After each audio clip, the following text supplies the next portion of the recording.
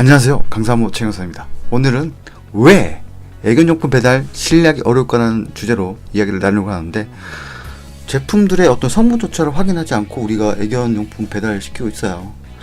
근데 가장 큰 문제는 이 반려동물 산업의 이런 제품에 대한 어떤 법률적 기준이라든지 이런 부분들이 없다 보니까 어떤 사료라든지 간식이라든지 이런 부분들 굉장히 법이 허술해요. 그러다 보니까 그 모든 부담들이 결국에 소비자들로 돌아오거든요.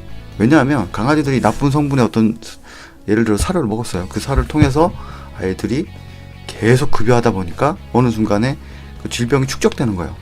그러니까 어떻게 돼요? 아프면 병원 가가지고 그냥 진료를 받는데 그 병원비가 비싸요. 왜? 내 몸을 다 망가졌으니까. 근데 강아지가 말을 합니까? 말 못해요. 그렇다 보니까 결국에는 아프죠. 아프면 병원 가게 되면 하루에 20만, 30만 그냥 나올 수도 있어요. 왜냐하면 피 검사해야죠. 때에 따른 엑스레이도 찍어야 되죠. 다양한 어떤 검사들을 할 겁니다. 결국 이런 관점에서 봤을 때 믿을 수 없는 애견용품 배달. 왜? 소비자 그만큼 수준이 안 되는 상황에서 그 제품이 뭔지도 모르는데 그냥 디자인이 예뻐요. 사람들이 좋은 평을 남겼어요. 근데 그 사람들의 좋은 평이라는 게 참 신기한 게, 대한민국의 어떤 이 반려동물 애견용품에 대한 리뷰라든지 이런 생각들은 그 판매사가 주는 제품에 대해서 물건을 받았기 때문에 그 좋다고 쓰는 게 당연한 것처럼 되어 있는데, 좀 냉정해질 필요가 분명히 있는 겁니다.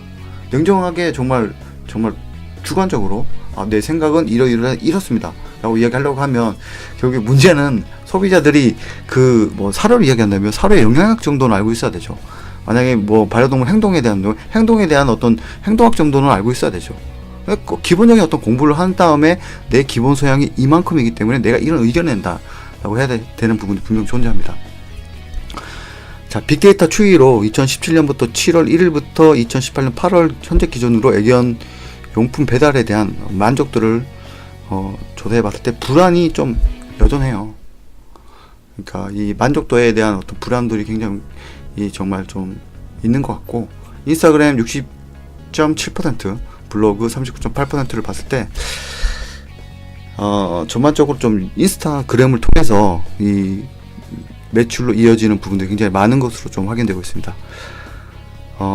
제가 알고 있는 어떤 정말 큰 기업의 어떤 CEO분이 이런 말을 했어요.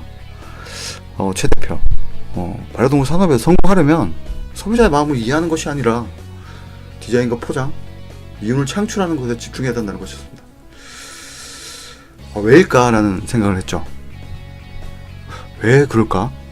소비자의 마음을 이해하고 소비자들 정말 필요한 내용에 어떤 것들을 제시해야지만 그 제품이 가치가 있어서 그 제품이 잘 팔려서 성공하지 않을까라는 저는 생각을 했었는데, 그건 틀렸다는 것이었습니다. 왜냐하면 소비자는 모른대요. 업체가 알려줘야 된대요. 왜일까요? 소비자가 강아지를 입양하는 것부터 해서 강아지 공장의 어떤 생각으로 입양을 하잖아요. 왜냐하면 길에 지나가다가 아무 준비 없이 아무 생각 없이 그냥 강아지 입양하고 애완의 의미로 반려견을 키우다 보니까 얘가 사료를 뭘 좋아하는지 어떤 걸 먹여야 되는지도 모르고 그냥 그 사료 있어요? 예. 사료 얼마예요? 사료 사는 그런 수준의 어떤 문화가 있기 때문에 결국에 기본적인 소양이 준비가 안 된 상황이다 보니까 계속 이해가 안 되는 상황으로 가고 있습니다. 자, 지난 2017년부터 2018년 현재까지 빅데이터 키워드인 애완용품에 대한 키워드를 볼 때도 소비자는 여전히 아이들 건강과 제품 품질에는 신경 쓰지 않고 편리성만 도모하는 그런 것들이 많이 있습니다. 카톡 주문 가능, 이 키워드만 봐도 그렇고, 대량 포장. 근데 과연 그 대량 포장에 어떤 제품들이 포장되고 어떤 내용의 그런 것들이 들어있는지에 대한 것도 알 수 없다는 거죠. 그러나 중요한 것은 너무 싸요. 너무 싸고 많이 디자인도 이쁘고 잘 만들어진 것 같아요. 근데 그 만들어진 환경에 막 파리가 들끓고 막 굉장히 지저분해요. 그리고 그 기업을 하는 분들이 어떤 기업가 마인드도 없어요. 근데 포장지는 끝내준다는 거죠. 그러니까 마지막 실질적으로 어떤 그곳을 가보고 했을 때는 어떻게 이런 데서 만들 수 있을까라는 생각을 하지만, 중요한 것은 그 제품을 먹고 그 제품을 통해 가지고 아이들이 성장해 가면서 결국 그 축적된 질병들이 나중에 아프게 되면 비싼 아주 엄청난 질병의 어떤 부담으로 여러분들에게 다가오게 됩니다. 자, 빅데이터를 통한 어떤 감성 맵에 대한 어떤 분석을 봤을 때는 부정적 감성어가 굉장히 강해요. 그 부정적인 감성어 기준으로 봤을 때도 조심하다, 불안을 떨다, 힘들다, 쉽지 않다라는 어떤 키워드를 가지고 있고, 결국에 고민해 봅니다. 우리 반려인들이 결국에는 우리 반려견들을 잘 키우기 위해서는 이런 부분의 어떤 생각들을 고민하고 걱정하고 해서 소비자가 직접 매장에 가서 직접 보고 정보를 직접 확인하고 반려견을 사랑한다면 직접 구매를 하셨으면 좋겠습니다. 소비자의 인식과 수준이 바뀌어야 합니다. 믿을 수 있는 기업이 성장하고 올바른 반려견 문화를 만들어야 하는데, 단순 이윤 추구를 위해서 반려동물 사업에 참여하는 사람들이 계속 늘어나고 있어요. 왜일까요? 소비자들이 근데 이 제품이 좋은지 저 제품이 좋은지에 대한 올바른 의견을 내지 않아요. 그냥 누가 나 저 스타트업 해요, 제품 하나 만들었어요, 이거 어떨 것 같아요? 이거 쓰실래요? 드릴게요. 좋은 평가 부탁드립니다. 대한민국 사회에서 어떤 정이 굉장히 많죠. 결국에 애완 용품 배달 해가지고 오고, 뭐 덤핑 쳐서 오고, 뭐 유효기간 다 돼가지고 싸게 판매하는 것도 있고, 여러가지 되게 안 좋은 부분들이 분명 많습니다.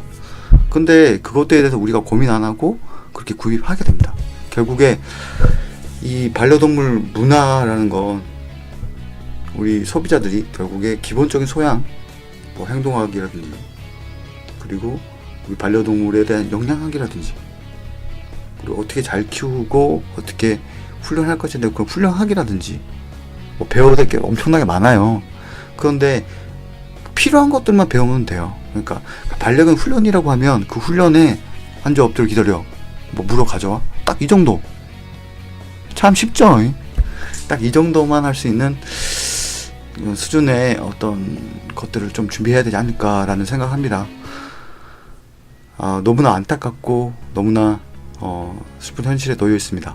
왜냐하면 아직도 가야 될 길이 너무 멀고, 우리 반려견 키우는 사람들이 올바른 반려견 문화를 위해서 작은 시작부터 함께하는 세상이 되었으면 합니다. 저는 지금까지 강사모였습니다. 감사합니다.